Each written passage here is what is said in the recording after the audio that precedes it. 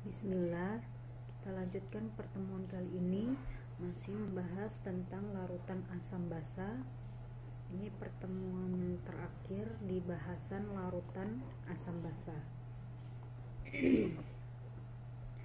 Larutan asam basa bagian keempat, kimia kelas 11.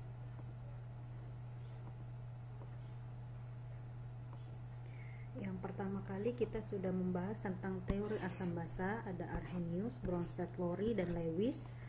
Bahasan bagian yang kedua tentang perhitungan pH dan pOH, ya, konsep pH, perhitungan dasar pH dan pOH.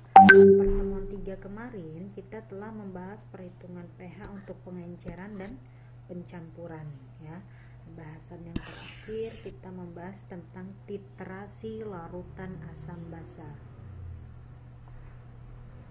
Bagian keempat tentang reaksi netralisasi atau nama seringnya disebut dengan titrasi larutan asam basa. Titrasi merupakan suatu metode untuk menentukan konsentrasi larutan asam menggunakan larutan basa yang sudah diketahui konsentrasinya, atau sebaliknya berarti menentukan konsentrasi larutan basa menggunakan larutan asam yang sudah diketahui konsentrasinya. Kalau mau mengetahui konsentrasi asam berarti pakai basa yang sudah diketahui konsentrasinya.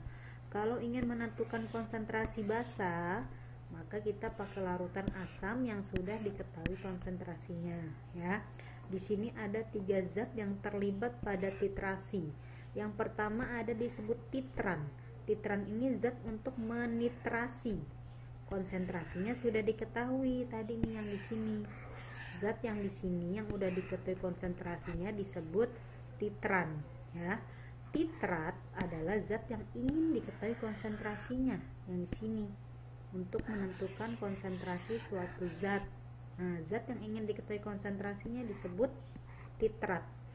Nah, nanti ada indikator. Ini udah sering dibahas ya, kalian juga sudah praktikum. Indikator adalah zat yang ditambahkan ke dalam larutan dan dapat berubah warna pada pH tertentu. Nah, gunanya apa? Untuk mengetahui titik akhir titrasi. Jadi indikator ini dia dapat berubah warna di larutan asam dan larutan basa, ya. Nih biasanya titrasi ini praktikum yang biasanya selalu dilakukan nih di kelas 11 ini. Salah satu praktikum yang selalu dilakukan. Tapi karena kita pandemi, jadi ibu jelaskan saja teknisnya dan gambarannya, ya. Ini alat titrasi. Yang batang besi yang panjang ini disebut statif, ya. Nah, untuk alat nempelin statifnya, untuk penjepitnya disebut, ya, ini namanya klem. Nah, tabung ini tabung yang panjang ini disebut buret, ya. Buret ini untuk zat yang sudah diketahui konsentrasinya, ya. Sedangkan tabung yang di bawah ini disebut Erlenmeyer. Sebelum larutan di buret ditetesi ke dalam Erlenmeyer, terlebih dahulu si Erlenmeyer ini ditetesi beberapa tetes atau biasanya 3 tetes indikator, ya. Biasanya nanti di bawah si Erlenmeyer ini, ya, ditaruh kertas putih supaya nanti jelas perubahan warna yang terjadi, ya. Biasanya ditaruh kertas putih bawahnya. Nah, titrasi dilakukan dengan meneteskan sedikit demi sedikit nih larutan yang di buret ini ke dalam larutan yang ada dalam buret, ke dalam larutan yang ada di dalam Erlenmeyer. Jadi di buret ditetesi ke dalam Erlenmeyer. Nah, nanti ada istilah pada titrasi, titik ekivalen. Titik ekivalen itu ketika mol konsentrasi mol H+ tepat habis bereaksi dengan mol OH-. Itu titik ekivalen. Nah, titik akhir titrasi itu ketika terjadi perubahan warna yang stabil setelah melewati sedikit titik ekivalen. Jadi sebenarnya titik akhir titrasi ini melebihi sedikit dari titik ekivalen, ya. Karena pas saat praktikum, nanti ketika sudah terjadi perubahan warna titik, maka titrasi dihentikan, ya. Nah, ketika praktikum kan kita nggak tahu nih kapan mol H+ sama dengan mol OH-. Nah, kita tahunya kapan ketika sudah terjadi perubahan warna, nanti di larutan di Erlenmeyer ini sudah berubah, biasanya pakai indikator PP ya, biasanya sudah berubah menjadi warna misalnya pink, tapi pinknya jangan pink banget, pink seulas, pink yang sangat tipis banget. Makanya bawahnya itu dikasih kertas putih supaya udah kelihatan banget kalau udah terjadi perubahan warna pink seulas, maka penetesan larutan di buret dihentikan. Nah, catat volume yang terpakai di buret ini berapa mili berkurangnya. Nah, itu yang disebut titik akhir titrasi, ya. Itu harus dihentikan penetesannya dan catat volume yang terpakai di buret sini, ya. Di pink seulas seperti ini, maka titik akhir titrasi sudah terjadi, maka penetesannya dihentikan, catat volume yang terpakai. Kurva titrasi. Nanti titrasi ada beberapa jenis. Yang kemarin kan kita belajar tentang reaksi asam kuat sama basa kuat atau reaksi penetralan, ya. Nanti kalau molnya sama, dua-duanya habis, asam kuat dan basa kuat, berarti nanti pH campurannya otomatis 7, ya. Nah, di sini kurvanya nih ada beberapa macam. Jika nanti titrasi asam kuat dengan basa kuat, berarti yang di Erlenmeyer-nya asam, yang di buretnya basa kuat, yang di Erlenmeyer-nya asam kuat. Karena asam kuat, pH asam kuat tuh kurang dari 4. Kan kalau pH 7 itu netral, lebih dari 7 basah, kurang dari 7 asam. Asam kan ada asam kuat, ada asam lemah. Makin kecil pH-nya, asamnya makin kuat. Berarti nanti mulai awal kurvanya dari agak ke bawah karena dia asam kuat. Ditetesi basa kuat, lama-lama dia naik sampai terjadi terus, ya. Nah, nanti titik ekivalennya itu saat di sini di pH sama dengan 7, pH titik ekivalen. Kenapa? Karena asam kuat dengan basa kuat. Yang kemarin kita sudah bahas reaksi asam kuat dan basa kuat, ya. pH-nya sama dengan 7. Nah, nanti ada lagi reaksi basa kuat dengan asam kuat. Nah, berarti basa kuat ini yang di Erlenmeyer-nya, asam kuat ini yang di buretnya. Karena yang di Erlenmeyer awalnya pH-nya basa kuat itu makin besar pH-nya, biasa lebih dari 10 itu bersifat basa kuat. Ditetesi asam kuat sedikit demi sedikit, lama-lama pH-nya turun. Nah, titik tengah dari kurva ini, yang ini kan garis lurus nih. Garis lurus ini cari titik tengahnya. Titik tengahnya di sini, inilah pH titik ekivalen sama dengan 7. Kenapa? Karena basa kuat dengan asam kuat, ya. Nanti gimana kalau asamnya lemah, basanya kuat? Kalau asamnya lemah berarti pH-nya agak-agak deket-deket ke 7, ya. Berarti mulainya agak ke atas sini. Ditetesi basa kuat sedikit demi sedikit, lama-lama pH-nya naik. Nah, nanti garis lurus ini cari titik tengahnya. Ternyata titik tengahnya lebih dari 7. Ini kan 7, ya. Ini titik tengahnya lebih dari 7. Nah, berarti pH-nya nanti sekitar 8 sampai 9 atau lebih dari 7. Kenapa? Karena basanya kuat, asamnya lemah, ya. Nah, nanti gimana kalau titrasi basa lemah dengan asam kuat? Basa lemah berarti pH-nya agak dekat-dekat ke 7, ya. Dia mulainya enggak atas-atas banget. mulainya sini ditetesi asam kuat sedikit demi sedikit, lama-lama pH-nya turun. Nah, ketika turun membentuk kurva, garis yang lurus ini cari titik tengahnya. Titik tengahnya yang ini.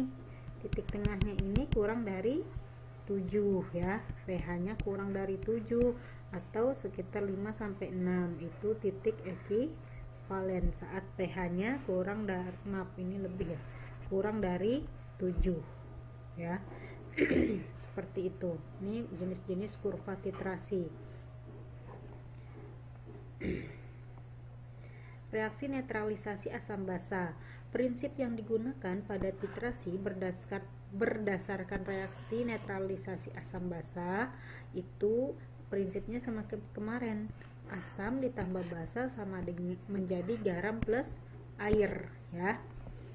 Nah, asam dinetralkan dengan basa sehingga mol asam sama dengan mol basa. Ini prinsipnya nih. Mol si asam sama dengan mol basa. Ini prinsip awalnya nih. Tapi karena asam kan asam kuat ada berapa jenisnya? Ada yang H-nya 1, ada yang H-nya 2. Maka nanti dikali A. A ini jumlah H pada asam. Ini juga B ini jumlah OH pada basa ya. Nah, nanti kan mencari mol ada banyak caranya. Bisa molar kali volume kalau diketahuinya molar sama volume. Bisa nanti mencari molnya gram per mr kalau diketahuinya massa ya. Yang penting intinya itu mol asam sama dengan mol basa ya. Kan tadi titik ekivalen titik saat mol asam tepat habis bereaksi dengan titik saat mol H plus titik saat mol H plus tepat habis bereaksi dengan mol OH-. Maka mol asam sama dengan mol basa. Mencari mol biasanya molar kali volume kita, karena titrasi kan pakai molar dan volume ya, pakai larutan, berarti ada molar ada volumenya. Tapi kalau nanti diketahuinya massa ya bisa aja pakai gram per mr. M konsentrasi, V larutan, A valensi asam, B valensi basa ya. Kita masuk ke contoh soal. Larutan HCl sebanyak 25 ml dititrasi dengan 30 ml larutan NaOH 0,1 molar. Tentukan kemolaran HCl. Nah, sebelumnya Bu tambahin sebentar yang tadi. Ini rumusnya mirip sama pengenceran ya, tapi jangan salah-salah. Kalau ini molar asam volume asam kali valensi, kalau ini sama dengan molar basa volume basa kali valensi basa. Kalau pengenceran kan mirip kayak gini, cuma pengenceran cuma satu larutan. Pengenceran kan cuma satu larutan, cuma dia ditambah air aja. Dia M1V1 sama dengan M2V2 ya.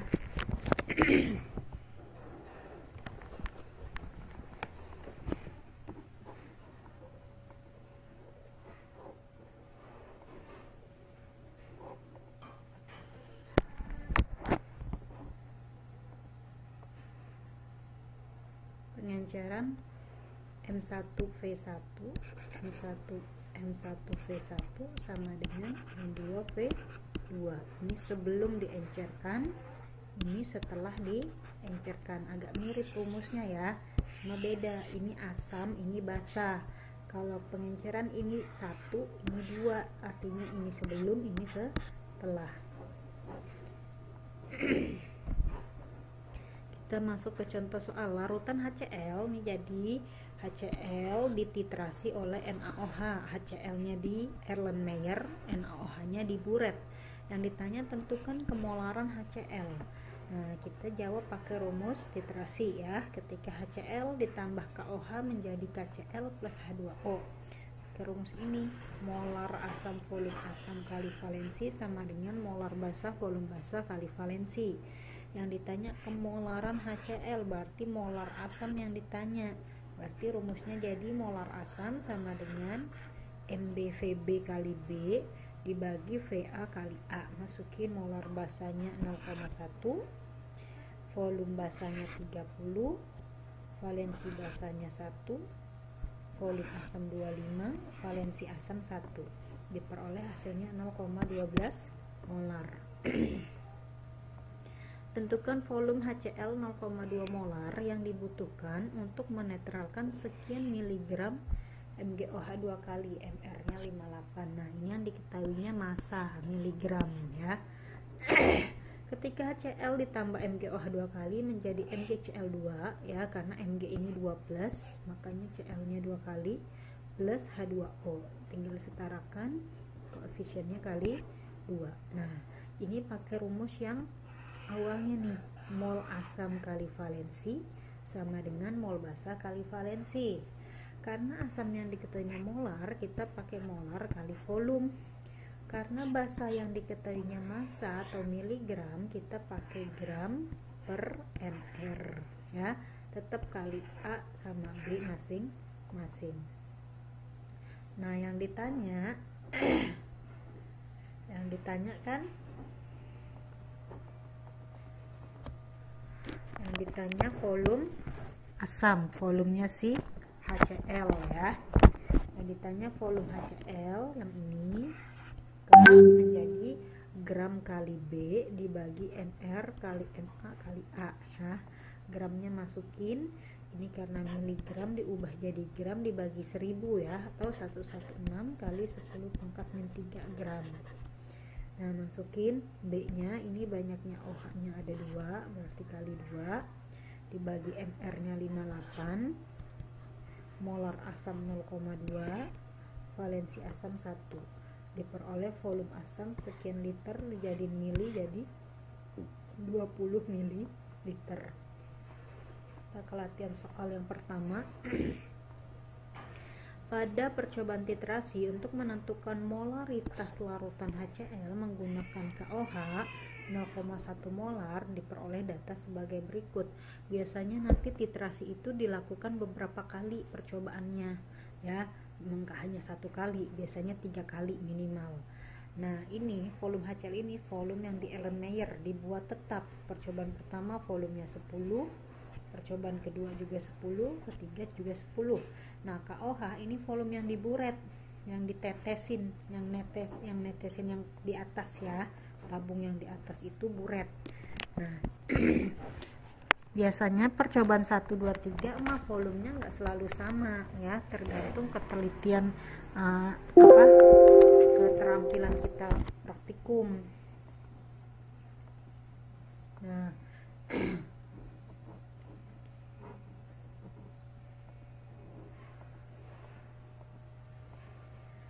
Nah, tapi angkanya jangan jauh-jauh banget bedanya ketika nanti praktikum ya. Kalau terlalu jauh perbedaan percobaan 1, 2, dan 3 berarti kalian tidak akurat melakukan praktikumnya.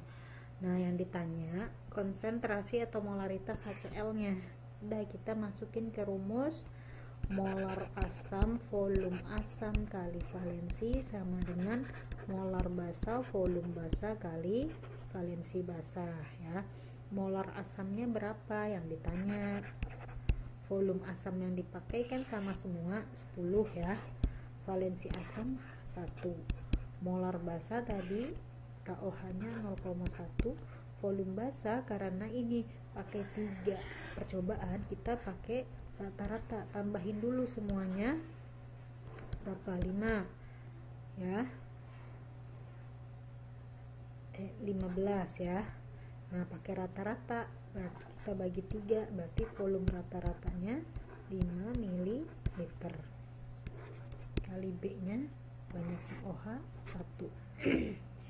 MA nya berarti 0,5 per 10, berarti 0,05 molar B. Larutan 40 ml NaOH 0,1 molar NaOH dicampur 60 ml HCl 0,05 molar.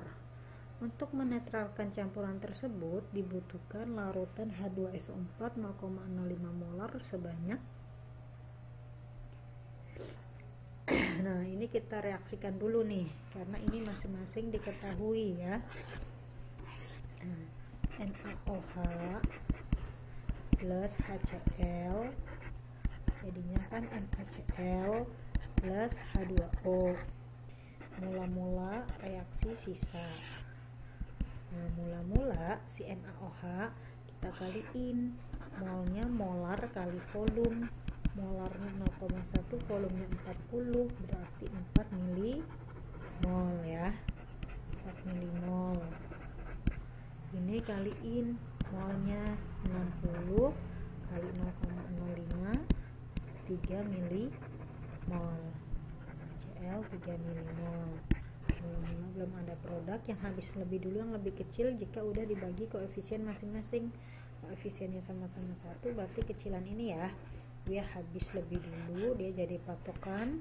Semua koefisiennya 1, maka semuanya 3, 3, 3. Ini dikurang hasilnya 1, ini 3, ini 3. Karena yang bersisa basah ya, bersisa 1 milimol, dia pengen dinetralkan. Dinetralkan tersebut dengan cara ditambahkan H2SO4 sebanyak berapa mili. Udah, ini karena yang sisanya basah, pakai rumus penetralan atau titrasi aja, mol asam kali valensi. Nah, mol asam kali valensi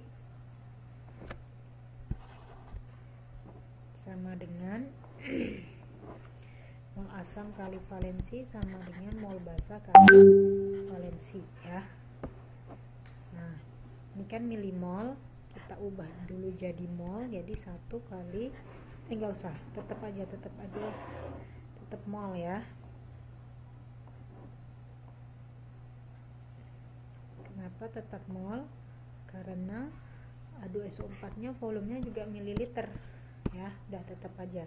Berarti mol asamnya kita pakai molar asam, volume asam kali A. Mol basanya masukin ini, mol basa kali valensi ya. Mol basanya tadi 1 milimol, valensinya 1. Molar asamnya 0,05, volume yang ditanya, valensinya 2 sama dengan 1 kalinya ya. Jadi volume asam 0,05 kali 2 kan 0,1 ya, sama dengan 1. Berarti volume asam 1/0,1, berarti 10 ml. C. Soal selanjutnya, sebanyak 20 ml larutan C3COH dititrasi dengan KOH 0,1 molar. Indikator yang tepat digunakan untuk titrasi tersebut. Nah, di sini kita nggak pakai perhitungan, kita hanya meramalkan saja. CH3COH kan lagi juga dia diketanya cuma volume doang, KOH basanya cuma diketahui molar doang. Jadi kita pakai ini analisis atau prediksi. CH3COH bereaksi dengan KOH, hasilnya CH3COOK plus H2O. Ini asam lemah. Asam lemah dititrasi oleh basa kuat. Nah, tadi di kurva titrasi gimana kalau asam lemah sama basa kuat direaksikan? Asam lemah berarti kan kalau di kurva misal ini pH nya 7, asam lemah nih nggak ke bawah sini, agak ke atas gini, mulainya ke atas ditambah basa kuat, lama-lama pH nya naik kayak gini ya. Nah, ini garis lurusnya, garis lurus ini cari titik tengahnya kira-kira di sini. Nah, ini pH saat titik ekivalen lebih dari 7. Kenapa? Karena basanya kuat, asamnya lemah. Nah, karena lebih dari 7, kita pakai yang mana nih yang kira-kira lebih dari 7? Ini enggak salah, ini enggak salah, berarti yang ini, yang D ya. Contoh soal selanjutnya, grafik di samping ini maksudnya ya dihasilkan pada titrasi. Nah, titik pH ekivalennya di sini lebih besar dari 7. nih titiknya di sini nih, ini kan 7-nya di sini, dia kan lebih besar dari 7 nih ya di sini. Nah, lebih besar dari 7 berarti ini basahnya kuat, asamnya lemah. Nah, asam lemah dititrasi oleh basa kuat, berarti yang B. Untuk mengetahui konsentrasi larutan HCl, Hafiz melakukan proses titrasi. Dia mengambil 25 ml HCl dan dimasukkan ke dalam Erlenmeyer, kemudian ditetesi dengan indikator dan ditetesi dengan larutan KOH 0,2 molar. Maaf, 0,25 molar. Ternyata Hafiz membutuhkan 20 ml KOH sampai indikator merubah warna. Maka konsentrasi larutan HCl yang dititrasi Hafiz adalah, jadi ini Hafiz yang di Erlenmeyer ini adalah HCl, yang di buret adalah KOH. Yang ditanya konsentrasi HCl, kita pakai rumus molar asam volume asam kali valensi asam sama dengan molar basa volume basa kali valensi basa. Molar asam yang ditanya yang ini ya, berarti molar basa volume basa kali valensi per volume asam kali valensi ya. Molar basa berapa? Molar basa di sini si KOH-nya 0,25, volume basa 20, valensi basa 1 ya. Volume asam tadi 25, valensi asam 1. Dicoret nih, jadi 0,01 kali 20 berarti 0,2 molar ya. 0,2 molar yang B.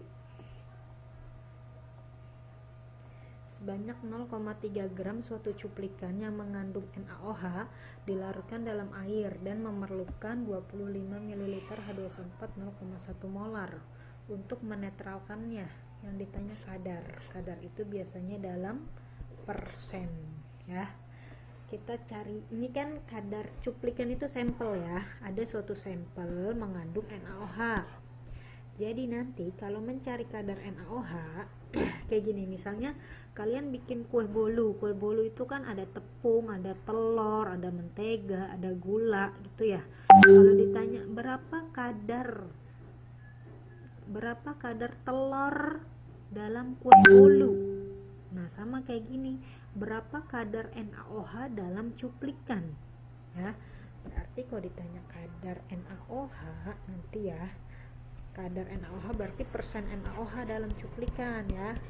Nah, karena si cuplikan ini yang diketahuinya gram, maka kita cari gramnya.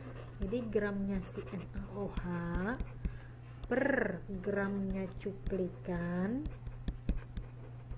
kali 100%. Itu ya, gram cuplikan kan udah ada 0,3. Gram NaOH belum ada, kita cari dulu dari mana? Dari rumus titrasi ya. Rumus titrasi dari intinya mol asam kali valensi sama dengan mol basa kali valensi. Asam diketanya volume sama molar. Ya udah, berarti molar asam volume asam kali valensi sama dengan mol basa kali valensi ya. Molar asamnya berapa? 0,1. Volumenya 25, H-nya valensinya 2, mol basa valensi basa 1 ya. Berarti 50 kali 1 5 sama dengan mol basa ya. Tapi di sini mol basanya 5 ini masih milimol karena volumenya tadi kan mililiter. Kita ubah jadi mol, berarti 5 kali 10 pangkat 3 mol. Dari mol ubah ke gram gimana? Mol itu kan gram per mr, berarti kalau nyari gram mol kali mr ya. Molnya 5 kali 10 min 3, mr nya 40, 200 kali 10 pangkat min 3 atau 0,2 gram, masukin ke sini ya. Gramnya NaOH 0,2, gram cuplikan 0,3 kali 100%, berarti 2/3 kali 100%, 200/3, kira-kira dapat 60 sekian ya, 66,7% yang A. Cukup sekian pembahasan tentang titrasi atau reaksi penetralan. Semoga dapat dipahami.